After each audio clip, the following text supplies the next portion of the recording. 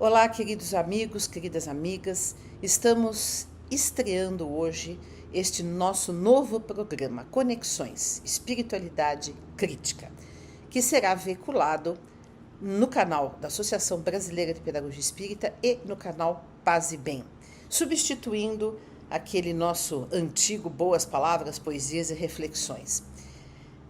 Eu acho que nós precisamos adentrar um momento mais crítico, mais contundente, para que nós possamos fazer frente à onda de fascismo de extrema-direita que está tomando conta do mundo. E acho que um lugar de fala é o lugar da espiritualidade, mas uma espiritualidade crítica, militante, uma espiritualidade que não se rende aos poderes instituídos. Mas também o outro lugar de fala é o lugar da política, não a política partidária, não a política necessariamente desta democracia liberal, né, que ainda sustenta as guerras, que sustenta a fome, que faz algumas medidas paliativas em relação às misérias humanas, mas a nossa organização social ainda é muito precária. E é justamente essa precariedade da nossa organização social que faz com que a extrema-direita avance, com que os fascismos nasçam, né? Então nós precisamos meditar em tudo isso. Porém, há um abismo que se cria muitas vezes por aqueles que criticam a organização do mundo, por aqueles que criticam como que nós vivemos na sociedade humana e aqueles que exercem a sua espiritualidade. Não que a política esteja distante das religiões, pelo contrário, né? As religiões são usadas pela política, os políticos usam as religiões usam a política. Então, todos os lugares que nós formos olhar o ser humano, né, há abusos na política, abusos na espiritualidade, há estruturas de poder que oprimem o ser humano em todos os aspectos, no aspecto psíquico, no aspecto espiritual, no aspecto social. Então é preciso olhar para tudo isso de maneira integrada, fazendo conexões. Não é possível a gente tratar da mudança do mundo sem tratar da questão das religiões. Assim como não é possível tratar da mudança do mundo sem também alcançar o campo político, o campo do exercício da política no seu aspecto mais amplo. As pessoas acham que fazer política é simplesmente se candidatar ou votar. Não necessariamente. Eu, como anarquista, por exemplo, eu nem acredito nesse sistema de votação, de representatividade, que até agora tem se mostrado muito incapaz, muito ineficiente para nos trazer respostas de fato profundas de mudança da sociedade.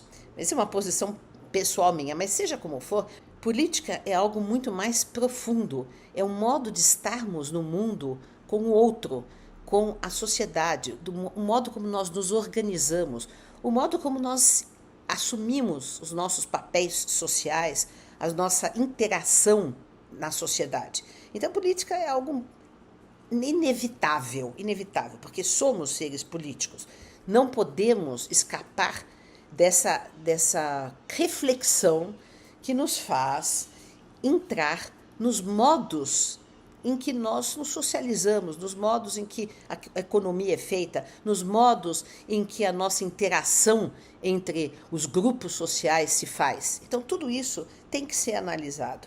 Mas também não podemos deixar de lado, e essa é a minha defesa de sempre, o nosso lado de transcendência, né? A espiritualidade, as religiões são o lugar da nossa transcendência, são o lugar de valores milenares, são o lugar de vozes de pessoas que deram contribuições importantes para a vivência de maior amor ao próximo, de maior caridade, de maior compaixão.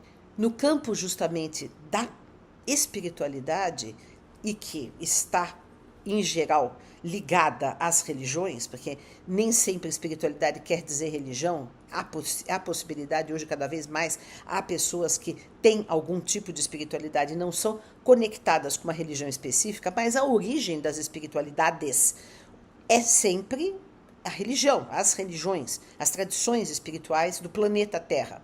E nessas tradições se desenvolveram também saberes, se desenvolveram modos de estar no mundo que são profundamente necessários a essa transformação social, política que todos queremos. Então, esse diálogo necessário entre religião e política é algo que nos pode fazer avançar nesta mudança de mundo. Pensando também que é necessária essa crítica, porque esta relação entre religião e política existe de maneira abusiva, existe de maneira extremamente perniciosa para a organização social. Basta ver, né, que as igrejas, em geral, e todas as religiões, são organizadas de maneira hierarquizada, dentro de um patriarcado, né, de maneira, muitas vezes, a oprimir e a reprimir o ser humano em sua vivência de liberdade sexual, política, social. Então, muitas vezes a religião é, sim, algo extremamente opressor do ser humano. Ao mesmo tempo, a religião se vale dos poderes políticos para fincar, muitas vezes, as suas garras, né? As suas garras de opressão diante do ser humano. Então, a religião é usada, né? A religião é mal utilizada, é abusada, né? É transformada numa espécie de cadeia psíquica, né? Ou às vezes de anestésico, ou às vezes de alienação, ou às vezes de fuga da realidade, né? Porque a realidade é tão terrível, é tão opressora, é tão massacrante a realidade em que nós vivemos nesse mundo. Nós precisamos resgatar o lugar da espiritualidade como um lugar não alienante, como um lugar não anestesiante, como um lugar que nos dá esperança, que nos dá forças, que nos dá valores como compaixão, fraternidade, amor ao próximo, mas que não nos anestesia, não nos aliena, não nos faz ignorar a estrutura da realidade injusta em que vivemos, a estrutura das guerras, a estrutura da exploração do trabalho, a estrutura da opressão da mulher, a estrutura do racismo, a estrutura das exclusões. Tudo isso não pode sair do nosso horizonte. Entretanto, a espiritualidade nos pode dar forças para lutar, pode nos amparar existencialmente para que possamos fazer algo no mundo. Então, necessariamente, no meu ponto de vista, é preciso fazer esta ponte entre militância política e espiritualidade, entre mudança do mundo e visão de transcendência do mundo. Porque a visão apenas do estar aqui, do ser aqui, do estar inserido neste mundo, sem uma possibilidade de transcendência e de esperança espiritual, me parece bastante difícil, né? Por isso que eu acho que é absolutamente heróica a posição de muitos ateus que fazem um trabalho maravilhoso de mudança do mundo, mas que não aceitam nenhum tipo de transcendência, porque essa esperança de um mundo melhor, ela se finca muito na ideia de uma divindade que está permeando todas as coisas e a nós mesmos, ou seja, uma certa garantia de que vamos chegar lá, né? Que vamos conseguir mudar as coisas, porque há algo de bem no mundo, imanente em todas as coisas, que garante que algum dia nós vamos conseguir transformar esse mundo e fazer o reino de Deus na terra, como Jesus anunciou. Então, eu acredito que é possível esse diálogo. Nós temos vários exemplos, né? Acredito que o próprio Cristo foi um exemplo disso. Ele anunciou o tempo inteiro a vinda do reino. Que reino é esse? Um reino de Deus na terra, um reino de Deus que ainda, ele dizia, não é desse mundo. Se ainda não é, será, né? Então, ele teve essa postura de de oposição ao poder religioso, né? Ele criticava os fariseus, porque os fariseus representavam o poder religioso da época. Ele teve a posição também de oposição ao poder político, né? Tanto que ele foi morto pelos fariseus e pelos romanos, ou seja, pelo poder religioso e pelo poder político. Então, mas com a ideia, a esperança, o anúncio de que o reino se faria, né? Então, e hoje nós temos na sociedade pessoas que trabalham também nesse sentido. Temos o pastor Henrique Vieira, temos o padre Júlio Lancelotti, que são pessoas que fazem muito para mudar a sociedade, mas que não abdicam da sua espiritualidade, que não abdicam da sua fé, da sua esperança, numa transcendência, né? Numa possibilidade de transcendência deste mundo tão injusto em que nós vivemos.